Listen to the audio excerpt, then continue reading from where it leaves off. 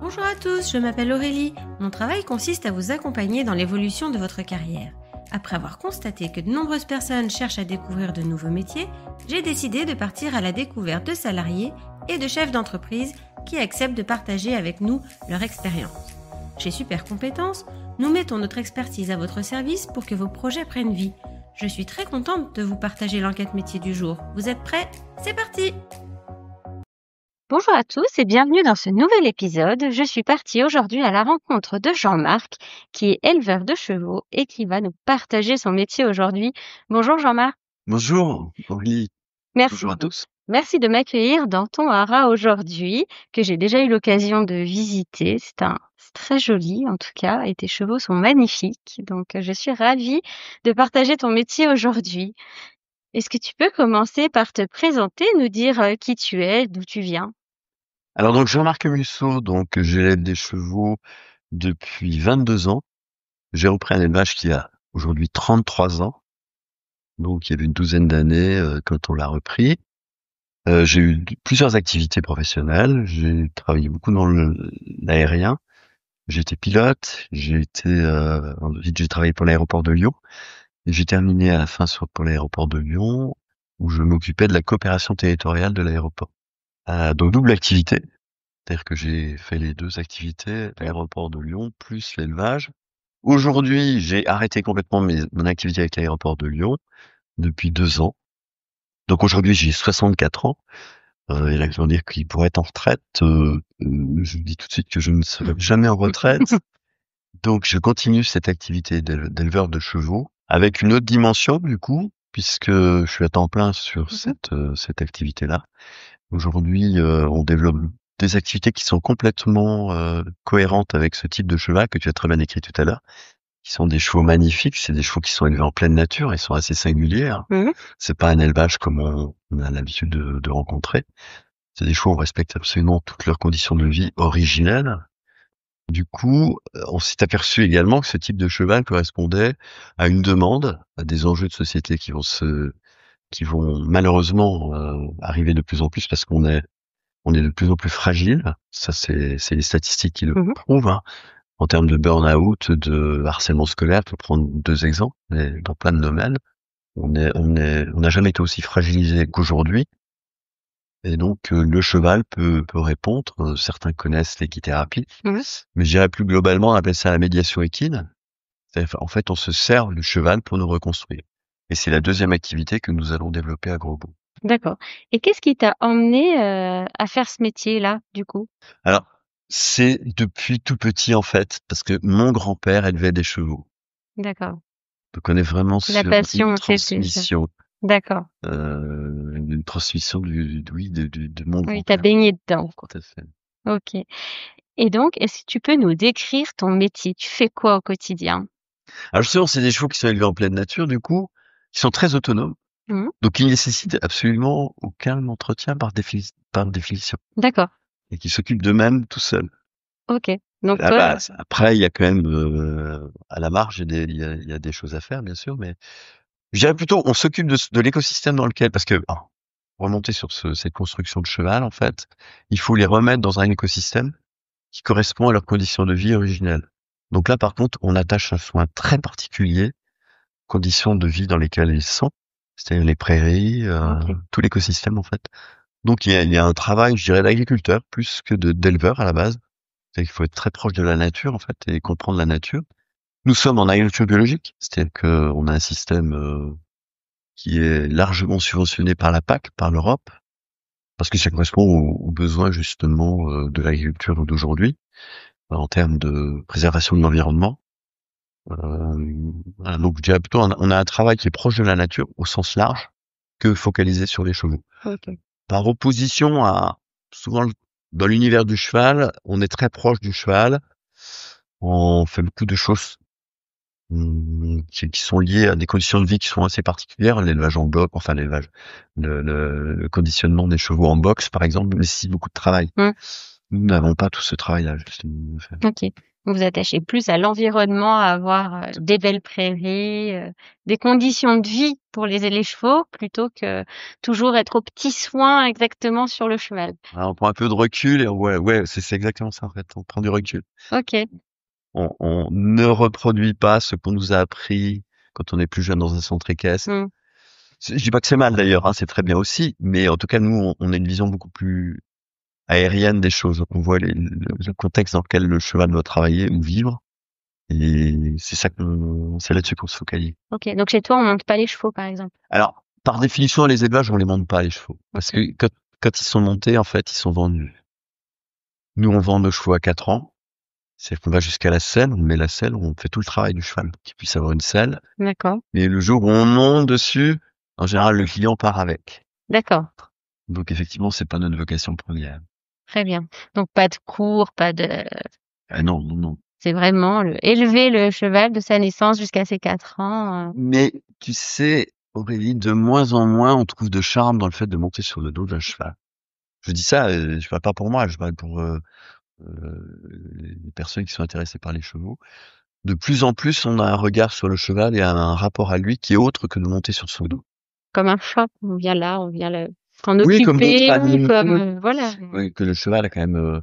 d'autres besoins. Mais Alors, il a d'autres besoins, ça on vient de l'évoquer, mais surtout le cheval a quand même un lien avec l'homme qui est incroyable. Je dis pas qu'on n'a pas un lien avec son chat ou son chien notamment, mais le cheval c'est quand même unique. Dans l'histoire de l'humanité, le cheval a quand même une place très particulière. OK. Et c'est un travail que tu fais seul? Alors jusqu'à présent, oui, mais justement comme on développe une nouvelle activité, on est une équipe aujourd'hui. Effectivement, on va travailler alors dans le domaine de la médiation équine, c'est très vaste. Vous avez peut-être entendu parler des équithérapeutes, Mmh. mais il y a aussi des équicoachs. C'est qu'on utilise la même matière qu'est le cheval, mais on répond pas du tout aux mêmes enjeux. En équithérapie, on répare un malaise, une maladie, Mmh. une insuffisance. En équicoaching, on est sur le développement personnel. Mais la matière est la même, c'est le cheval. Donc c'est deux métiers différents. L'un, c'est plus de la psychologie, Mmh. et l'autre, on est plus sur le coaching. Mais plus on va encore plus loin, Agro-Beau va vraiment encore plus loin, on est aussi sur l'éthologie, qui est un métier encore à part. C'est qu'on va parler de l'histoire du cheval, en fait. Et c'est grâce à l'histoire du cheval qu'on va pouvoir répondre à justement des enjeux de société. OK.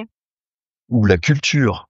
C'est-à-dire que le cheval, il est lié à l'humanité depuis 2-3 000 ans, on sait pas exactement, mais il y a une culture derrière. Vous connaissez la culture western, par exemple, Mmh. aux États-Unis, c'est emblématique le cheval. Mmh. Mais la culture, vous allez en Espagne, c'est pareil, il y a une culture du cheval, de tauromachie qui est très forte et très. Vous allez en Camargue, Oui, les chevaux de Camargue. bien sûr. Ça c'est plus encore plus près de chez nous, mais le cheval de Camargue est emblématique d'une culture en fait. Il porte en lui une culture. Et en cela, il répond à des besoins de société. Et concernant tes conditions de travail, tu travailles comment? T'as pas d'horaire type, je suppose, parce que vu que tu t'occupes pas spécifiquement des chevaux.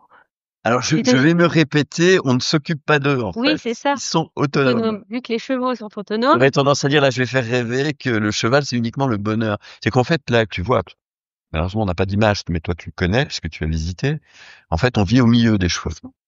Mais au sens propre comme au sens figuré. C'est-à-dire que toutes les prairies sont autour de la maison. Et la maison, d'ailleurs, est construite comme ça. C'est-à-dire que vous tournez à 360, vous avez des chevaux tout autour de vous. Mmh. Et on vit vraiment au rythme des chevaux. La nuit, on ouvre les fenêtres. Pas parce qu'il fait chaud, en été, mais aussi parce que les chevaux, il y a une connexion. C'est-à-dire qu'ils savent qu'on est là. Et ils nous appellent à 2-3 heures du matin, en général. Dans leur rituel, il y a le moment où ils nous appellent. Où ils passent devant les fenêtres et ils savent qu'on est là. Donc c'est ça notre vie. En fait, C'est ça. Donc pas d'horaire, pas de week-end. Enfin, c'est la vie avec les chevaux, quoi. Alors c'est intéressant quand même parce si on rentre sur le métier, on a le devoir quand même d'avoir toujours une présence Mmh. à Gros-Bout. C'est plus un devoir moral qu'autre chose. Je répète, ils n'ont pas besoin de nous. Mais moi, si je pars à 800 kilomètres, j'ai quand même besoin de savoir parce que 800 kilomètres, même en avion, il va falloir un certain temps pour revenir. Et on est quand même à proximité d'une autoroute. Si jamais, il y a une chance sur un milliard, hein, mais on sait jamais, hein, il y a Mmh. un arbre qui tombe sur une clôture ou deux clôtures et qui casse tout et que les chevaux se retrouvent au milieu de l'autoroute, on peut imaginer que ce soit un petit peu compliqué à gérer. Alors à Grosbeau, on a une grande chance en fait, c'est qu'on a des voisins.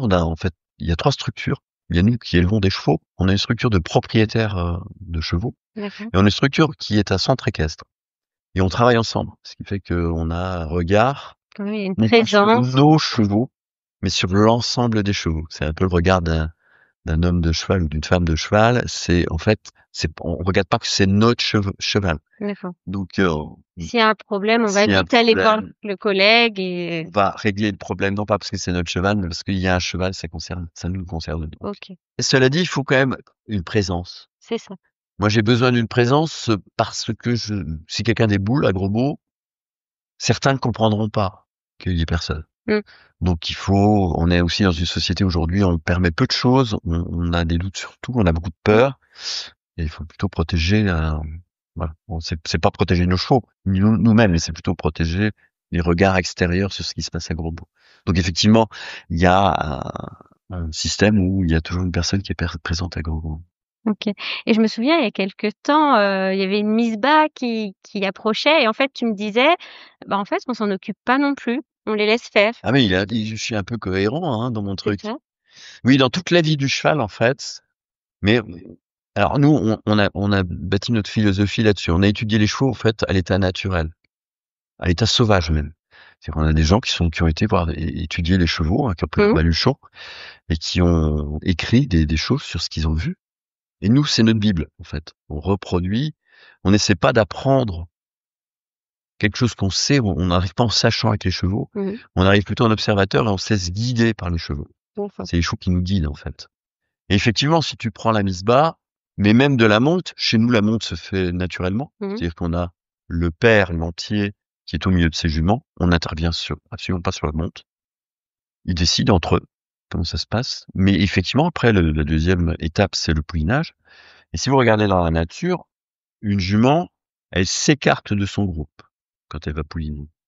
Elle pouline à l'écart du groupe. Et avec nous, c'est exactement pareil.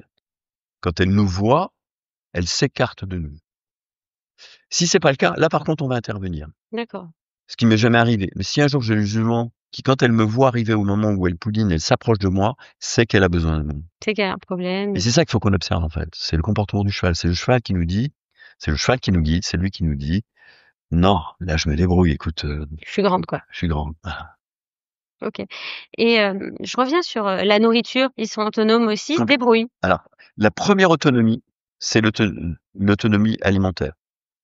D'où le souci qu'on doit avoir d'avoir un écosystème qui reproduit une production végétale très complexe, C'est très variée, où d'ailleurs le cheval, non seulement il va trouver tout ce qu'il lui faut, mais en plus il va trouver son équilibre. C'est-à-dire que le cheval, dans ses codes à lui, il a besoin de chercher sa nourriture. Mmh. C'est-à-dire qu'on rend pas service à un cheval en lui mettant, Non. voilà. Si vous vous mettez dans un box et que vous lui amenez la meilleure alimentation du monde, ok, sur le papier tout est parfait. Il va avoir tout qui va être minuté, pesé, etc. Mmh. Par contre, dans son équilibre et son psychisme, le cheval, il va lui manquer quelque chose, c'est d'aller chercher lui-même ce dont il a besoin. Il vous le dira pas. C'est pour moi le seul défaut des chevaux, c'est que le cheval est terriblement résilient dans tous les domaines, y compris dans celui de l'acceptation. D'accord. C'est-à-dire que, et c'est pour ça que vous avez des gens qui disent, oui, mais moi, mon cheval est heureux avec moi. Ça, c'est vrai. Vous verrez jamais un cheval malheureux avec l'homme, hein, jamais. Mmh. Il vous le dira pas, tout simplement. Il vous dira pas que sa vie, elle aurait pu être autrement et qu'elle aurait été mieux autrement. Il a cette décence, enfin, c'est plutôt de la décence. Il a cette montée qui n'en est pas en fait. Et donc, quelles sont les compétences nécessaires pour faire ton travail? Ah. Alors d'un point de vue, je dirais qu'il faut être un agriculteur pour moi. OK. Pour moi, le cheval aujourd'hui, ça s'inscrit complètement dans l'activité agricole. Donc, je dirais le meilleur cursus, c'est celui d'agriculteur. C'est avoir les diplômes. Alors, il y a un certain nombre de niveaux. Après, on peut avoir un bac, on peut avoir un BTS, etc. Mais il faut être sur ce cursus d'être chef d'exploitation agricole pour plein de raisons. Purement administratif, parce que vous allez pouvoir accéder au foncier. OK.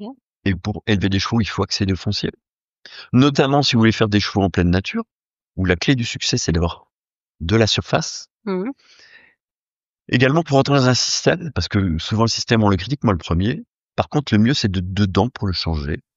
Et le système actuel de l'agriculture est largement européen. on l'a évoqué tout à l'heure, c'est la Mmh. PAC. C'est qu'aujourd'hui, on vit des subsides, c'est-à-dire qu'on a beaucoup de charges sociales, par contre, à payer, Mmh. mais on touche aussi beaucoup de subventions. Donc, il faut rentrer dans le système. Sinon, vous allez avoir un système économiquement qui sera pas viable. Mmh. Et même, je dirais que le système, il est ce qu'on en fait. C'est-à-dire, c'est en étant dedans, la PAC, par exemple, c'est quelque chose qui évolue en permanence. Et c'est en étant agriculteur qu'on l'a fait évoluer. Oui, c'est parce qu'on rapporte l'expérience Et et puis, on s'engage, on c'est aussi, s'engage et c'est une vie d'engagement aussi, hein, chef d'entreprise. Donc, je dirais, pour moi, le meilleur cursus, c'est le cursus agricole. Donc, toutes les filières qui sont très, très bien faites, hein, sur l'agriculture. OK. Et est-ce qu'il y a des qualités, spécifiques à avoir? Ah bah, c'est fondamental. Il faut avoir une vision, faut avoir un goût. Faut surtout pas s'inspirer de ce que les autres font. Il faut créer soi-même son univers du cheval. Ça, c'est fondamental. Et ça ne peut se faire que quand on est passionné. Il faut avoir, effectivement, en général, c'est depuis tout petit qu'on a cette passion du cheval. Et ça, c'est fondamental. OK.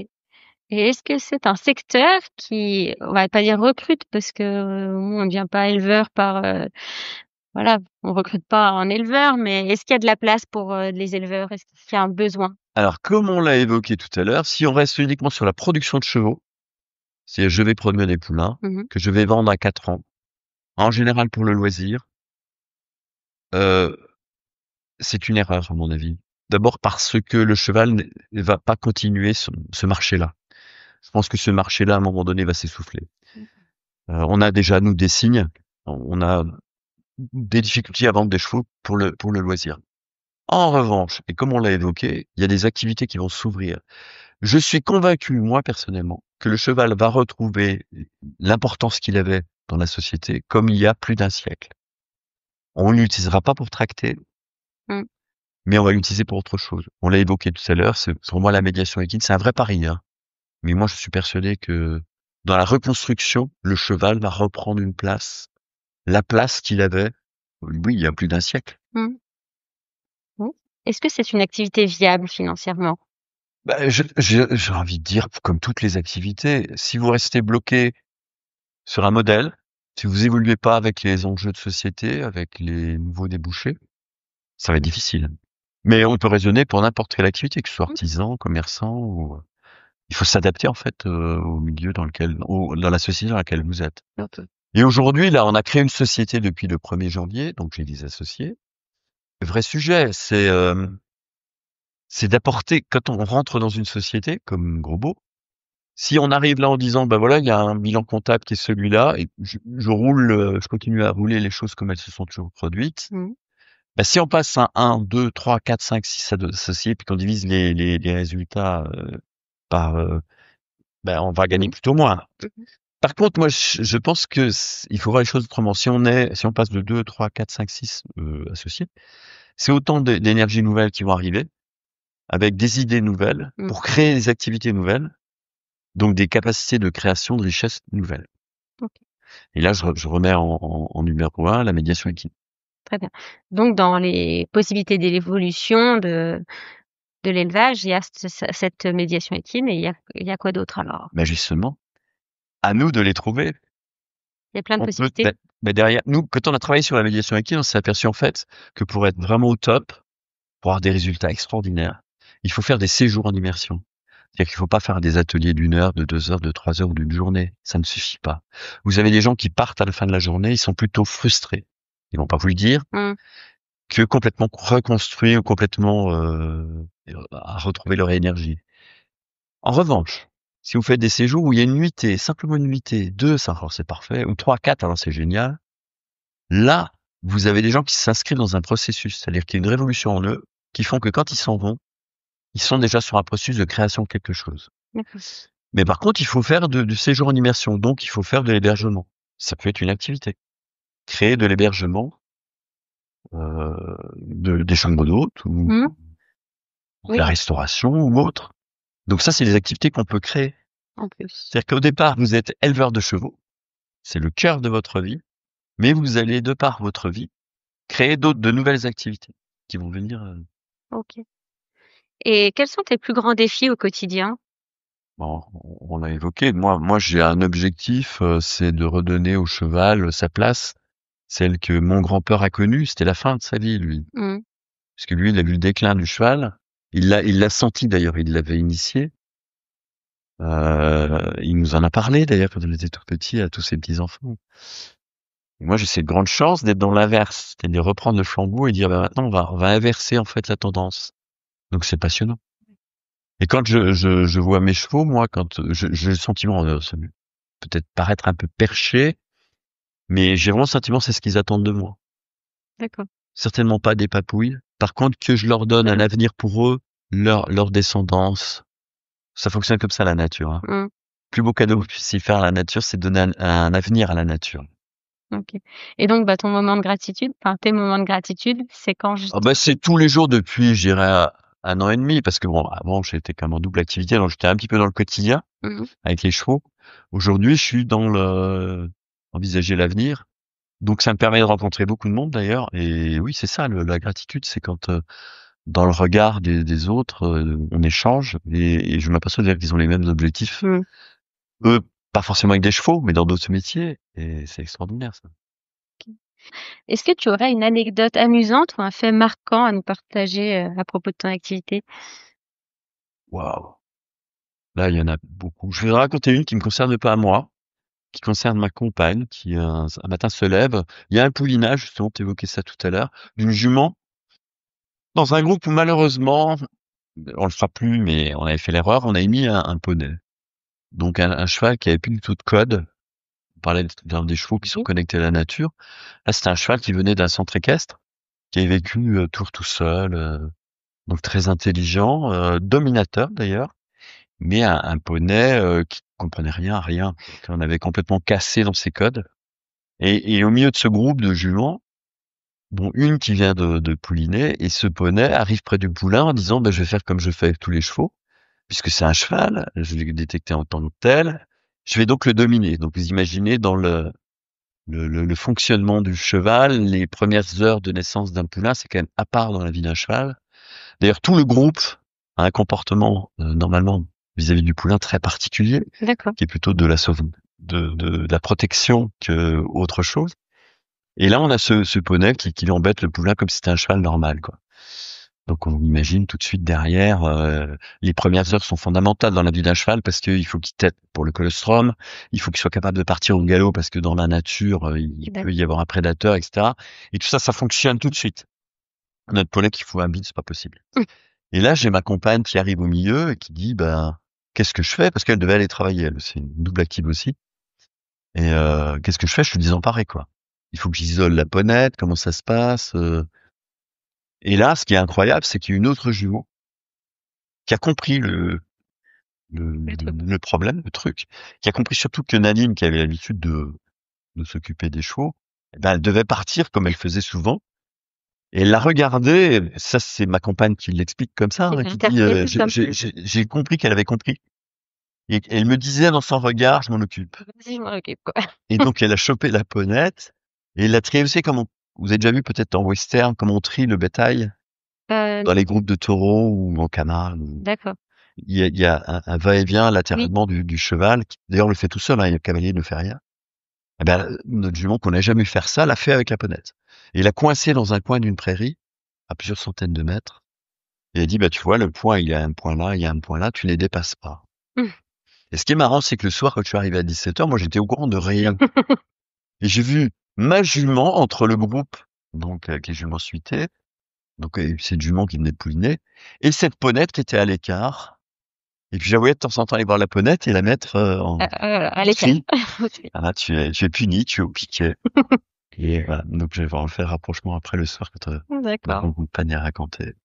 Donc, des événements comme ça, le cheval est d'un enseignement puissant où il nous raconte, si on a cette chance de l'écouter, de le voir, c'est puissant, les messages. La nature est bien faite. Alors déjà, la nature est bien faite, mais le cheval, en plus, est le plus bel ambassadeur de la nature. Parce qu'il véhicule tous plein de messages comme ça, qui nous communiquent. Pour finir, est-ce que tu aurais un conseil à donner ou des conseils à donner aux personnes qui souhaitent s'orienter dans ce métier? Alors, j'en ai qu'un conseil à donner. Ne jamais écouter les autres. Se fier à sa foi, créer sa foi, se fier à sa passion, se fier à son chemin à soi. Ok, super. Merci beaucoup pour ce témoignage, Mais c'est moi Jean-Marc. qui te remercie. Ouais. Merci de m'avoir accueilli. Et alors, je suis ravie de cet épisode, en tout cas. Nous aussi.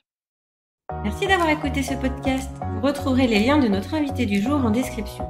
Vous trouverez également l'enquête métier du jour en version PDF dans les notes de l'épisode. Si l'interview vous a plu, n'hésitez pas à la relayer autour de vous et de la noter sur votre application de podcast préférée. Vous pourrez retrouver l'ensemble de nos services sur supercompétences.fr. Si vous voulez partager votre métier, prenez contact avec moi pour que nous puissions en discuter. Je reste également disponible pour parler avec vous de vos projets de reconversion professionnelle. Je vous donne rendez-vous au prochain épisode. Belle journée!